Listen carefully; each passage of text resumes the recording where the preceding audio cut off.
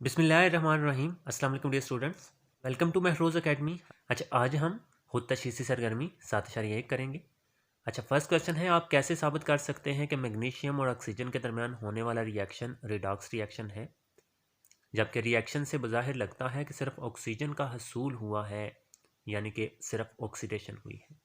तो चलिए देखते हैं, इन्होंने रिएक्शन दिया हुआ है। तो चूंकि मैग्नीशियम ने 2 इलेक्ट्रॉन्स को खारिज कर दिया है और Mg पॉजिटिव 2 या Mg2 पॉजिटिव में तब्दील हो गया है, जबकि ऑक्सीजन ने 2 इलेक्ट्रॉन्स कबूल करके O2 नेगेटिव में तब्दील हो गया है। ऑक्सीजन 2 इलेक्ट्रॉन्स को कबूल करके, तो यहाँ पर देखते हैं, अगर हम बैलेंस्ड इक्वेशन को देखेंगे तो ये 2Mg है, ठीक है। यहाँ भी हमने ऐसे लिखना है, तो 2Mg प्लस O2 वही O2।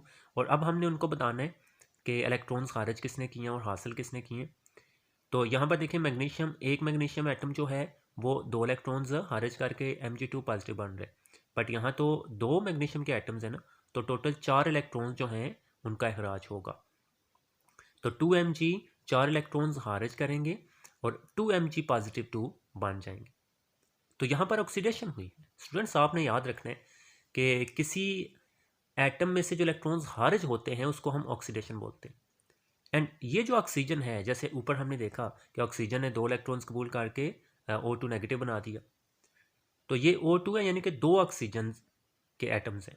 तो हर ऑक्सीजन का एटम 2 इलेक्ट्रॉन्स लेगा, तो टोटल 4 इलेक्ट्रॉन्स हो जाएंगे, ठीक है। एक ऑक्सीजन ने 2 लिए, दूसरे ऑक्सीजन जो 2 एटम है ना, ये O2 है, तो टोटल 4 इलेक्ट्रॉन्स का यहाँ पर हसूल होगा, ठीक है। और इसको हम रिडक्शन बोलते हैं, 2O नेगेटिव 2 बन जाएगा। यहाँ पर ये पॉजिटिव 2 -2 से ये अगर हम क्रॉस एक्सचेंज करवा कर फार्मूला लिखेंगे तो ये कैंसिल हो जाते हैं आपस में, और 2 हम कॉमन ले लेंगे तो 2MgO, ये इनका रिएक्शन हो जाएगा। तो वही ऊपर हमने बता दिया। अच्छा, यहाँ तक हमने बताया है कि इलेक्ट्रॉन्स का अखराज भी हुआ है और इलेक्ट्रॉन्स का हसूल भी हुआ है, यानी कि ऑक्सीडेशन भी हुई है और रिडक्शन भी हुई है। अब नीचे चलते हैं, इसी क्वेश्चन का नेक्स्ट हिस्सा है। अच्छा, अब चूंकि दिए गए रिएक्शन में ऑक्सीडेशन और रिडक्शन के रिएक्शन बैक वक्त वकूअ पज़ीर हो रहे हैं, यानी कि एक वक्त में ही ऑक्सीडेशन भी हो रही है और उसी वक्त रिडक्शन भी हो रही है। तो जब ऐसा हो, ऐसे रिएक्शन जिसमें ऑक्सीडेशन और रिडक्शन रिएक्शंस एक साथ हों, उन्हें हम रिडॉक्स रिएक्शंस कहते हैं। तो बस साबित हुआ कि ये एक रिडॉक्स रिएक्शन है। जो उन्होंने हमें ये क्वेश्चन दिया था, ये रिडॉक्स रिएक्शन है। हमने इलेक्ट्रॉन्स का इखराज और हसूल याद रखना है। अच्छा, नेक्स्ट क्वेश्चन है, सेकंड, कार्बन और ऑक्सीजन के दरमियान एक रिएक्शन में सिर्फ ऑक्सीजन का हसूल हुआ है, यानी कि ऑक्सीडेशन हुई है, लेकिन इसे रिडॉक्स रिएक्शन कहा जाता है। इस पर हमने तबसरा करना है। तो स्टूडेंट्स, ये आपके सामने कार्बन और ऑक्सीजन का रिएक्शन है। अच्छा, इस रिएक्शन में कार्बन का ऑक्सीडेशन नंबर 0 से बढ़कर +4 हो गया।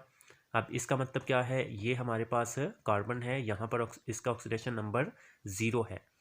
अब ये कार्बन है, इसके बैरूनी शेल में 4 इलेक्ट्रॉन्स होते हैं, ठीक है।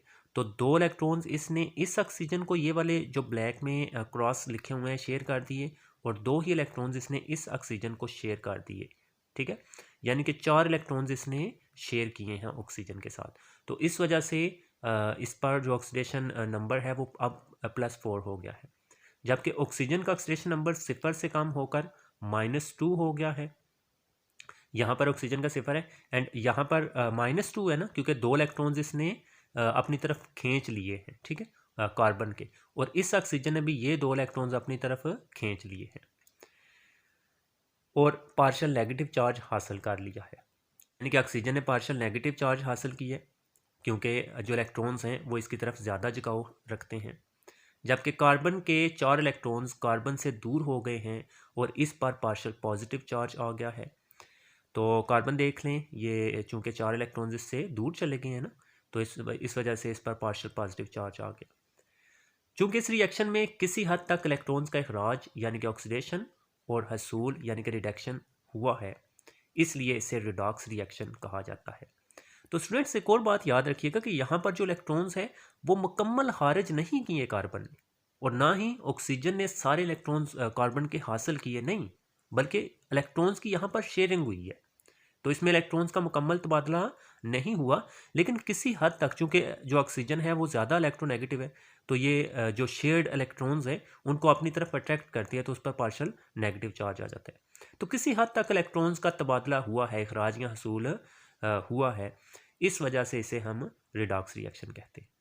अच्छा, नेक्स्ट क्वेश्चन में हमने डिस्कस करना है कि ऑक्सीडेशन और रिडक्शन के रिएक्शंस बैक वक़्त यानी कि एक ही वक़्त में वकूफ़ पज़ीर होते हैं। हमने एक मिसाल से इसकी वजाहत करनी है। तो ये दोनों अमल बैक वक़्त वकूफ़ पज़ीर होते हैं, यानी कि जहाँ ऑक्सीडेशन होगी वहाँ रिडक्शन का अमल भी होगा।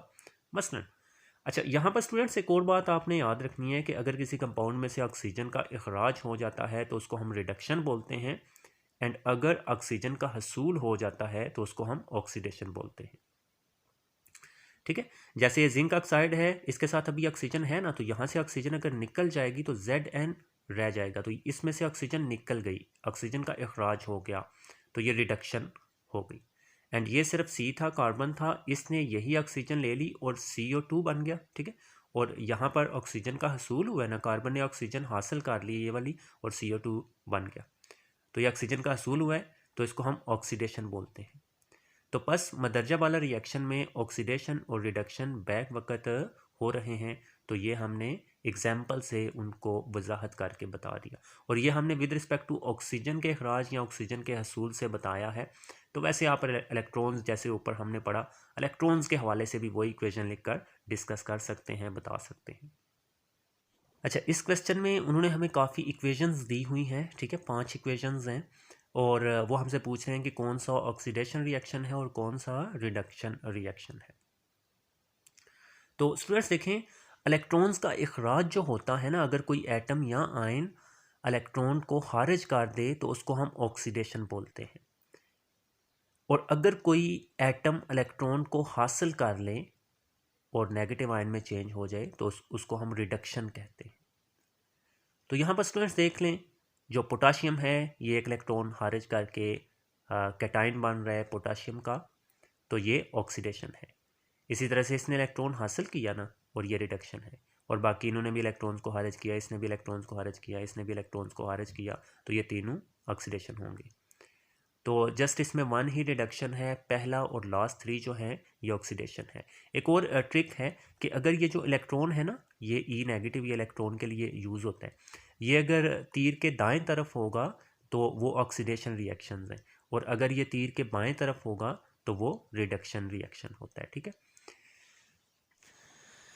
अच्छा, नेक्स्ट क्वेश्चन है कि एक एलिमेंट M किसी दूसरे एलिमेंट X के साथ मिलकर MX2 बनाता है, और हमने बताना है इलेक्ट्रॉन खारिज और हासिल करने के हवाले से शनाख्त करनी है कि कौन सा एलिमेंट ऑक्सीडाइज होगा और कौन सा रेड्यूस्ड होगा।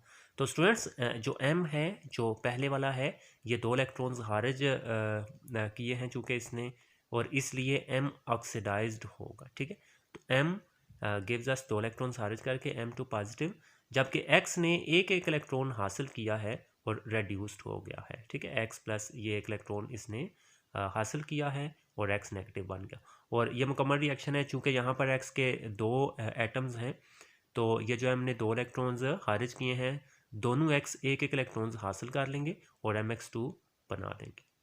सो एम ने जो 2 इलेक्ट्रॉन्स हैं वो खारिज किए हैं, तो एम ऑक्सीडाइज होगा, ये वाली चीज़ हमने बतानी है। ठीक है, तो जो एम है ये ऑक्सीडाइज होगा, एंड जो एक्स है वो इलेक्ट्रॉन को हासिल करके रेड्यूस हो जाएगा। ठीक है, तो एक्स जो है वो रेड्यूस्ड हो गया है क्योंकि इसने इलेक्ट्रॉन्स हासिल किए।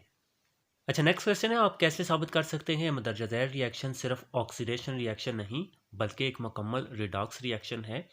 तो अगेन स्टूडेंट्स, बिल्कुल इजी है। जैसे पिछले क्वेश्चन में हमने देखा कि ऑक्सीजन का अखराज और हसूल जहाँ हो वहाँ रिडक्शन और ऑक्सीजन होती हैं, तो वो रिडॉक्स रिएक्शन ही होता है। तो यहाँ पर भी यही हो रहा है। तो चूँकि FeO से ऑक्सीजन खारिज होती है, यहाँ पर देख लें FeO ऑक्सीजन का अखराज हुआ है, Fe रह गया, तो ये रिडक्शन हो गई। और CO में ऑक्सीजन का हसूल हुआ है, ये CO है, यहाँ पर ऑक्सीजन का हसूल हुआ है ना। ठीक है, ये ऑक्सीजन इधर मिल गई तो CO2 बन गया। तो CO में ऑक्सीजन का हसूल हुआ है, यानी कि CO में ऑक्सीडेशन हुई है। ठीक है, बस दिए गए रिएक्शन में ऑक्सीडेशन और रिडक्शन बैक वक़्त हुए हैं, इसलिए ये एक रिडॉक्स रिएक्शन है। तो रिडॉक्स रिएक्शन की तारीफ में हमने यही पढ़ा था कि ऐसा रिएक्शन जिसमें ऑक्सीडेशन और रिडक्शन बैक वक़्त हों उसे हम रिडॉक्स रिएक्शन कहते हैं। तो चूंकि यहाँ पर ऑक्सीजन का अखराज भी हो रहा है एंड ऑक्सीजन का हसूल भी हो रहा है, यानी कि रिडक्शन भी हो रही है और ऑक्सीडेशन भी हो रहा है, इस वजह से ये एक मुकम्मल रिडॉक्स रिएक्शन है। अच्छा, नेक्स्ट क्वेश्चन की तरफ बढ़ते हैं, जो कि लास्ट क्वेश्चन है। अच्छा, इसमें इलेक्ट्रॉनिक नज़रिया की बिना पर ऑक्सीडेशन की वजाहत एक मिसाल से हमने करनी है। इलेक्ट्रॉनिक नज़रिया यानी कि इलेक्ट्रॉन्स के खारिज या हसूल के ज़रिए हमने ऑक्सीडेशन की तारीफ़ करनी है इलेक्ट्रॉन्स के हवाले से, ठीक है। तो किसी आयन या एटम से इलेक्ट्रॉन्स का खारिज होना ऑक्सीडेशन कहलाता है। जी हाँ स्टूडेंट्स, ये हमने पहले पढ़ा था पिछले जो फर्स्ट और सेकंड क्वेश्चन थे उसमें हमने, कि अगर किसी एटम या आयन में से इलेक्ट्रॉन्स निकल जाएं तो इसको हम ऑक्सीडेशन कहते हैं।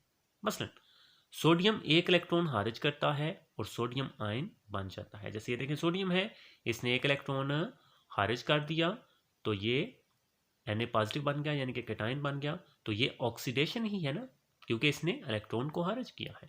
तो ये ऑक्सीडेशन रिएक्शन है। ओके स्टूडेंट्स, अपना बहुत ज़्यादा ख्याल रखिएगा, दुआओं में याद रखिएगा। मिलते हैं आपसे नेक्स्ट वीडियो में, तब तक के लिए खुदा हाफिज़।